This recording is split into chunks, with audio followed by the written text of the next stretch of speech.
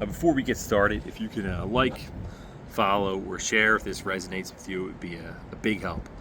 Um, this may be a little bit longer of a video, and maybe I'll start posting to YouTube, since I know TikTok and Insta like shorter videos.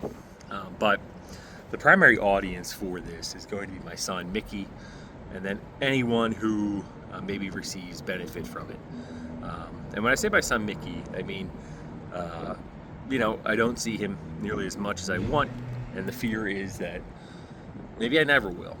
And then maybe things happen, every day things happen. And a quick story about how I am where I am is in the months leading up to December of 2024, I was having stomach problems and a lot of internal bleeding. My sister had colon cancer, and that was very traumatic for her, and she got through it. So I decided to schedule an appointment with a doctor to get checked out. Now, my grandfather on my dad's side had colon cancer. My father had numerous polyps. My uncle had colon cancer. So it runs in the family. And it was before Christmas, but they found a 25 millimeter polyp in my upper right colon, so right below my pancreas, which is really not the place that you want to have a polyp. They weren't able to biopsy it because it was too big and in a bad location. They said after Christmas they'll get back to me. So I got a call from Fox Chase Cancer Center to schedule surgery, which scared me really deeply.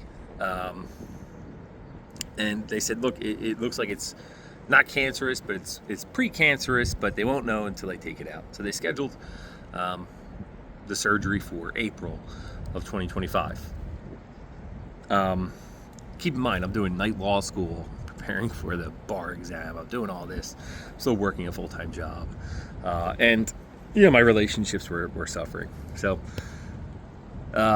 I ended up in a situation where I was driven to and from Fox Chase Cancer Center by and the only people that attended and were there to console me were people who didn't love me. And part of the reason that happened is I didn't tell enough people what was going on, but also I built a life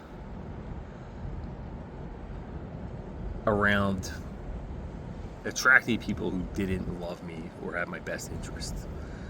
So maybe the theme of this video is going to be hurt people, and healed people, heal people.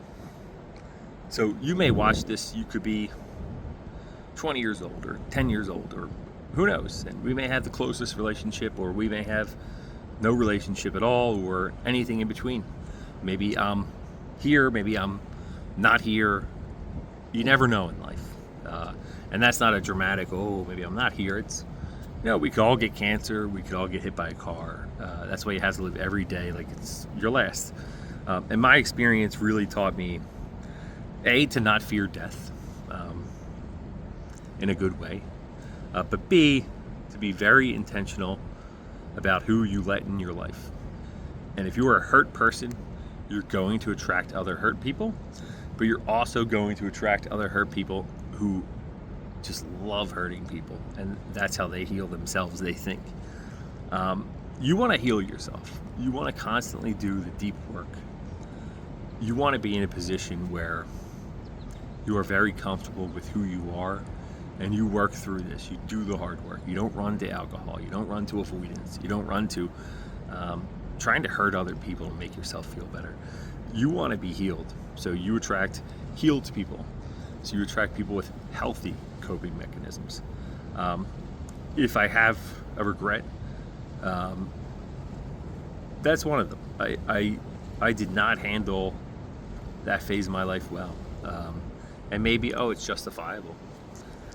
it doesn't really matter. What it resulted in is me not seeing you nearly as much as I wanted to, and me being alone all of the time. Now, it's led to some great things. I've refound faith, and I've taken really positive steps. I pray that it's not too little too late. I pray that I have enough time left to fully heal myself and to heal others and to be a big part of your life.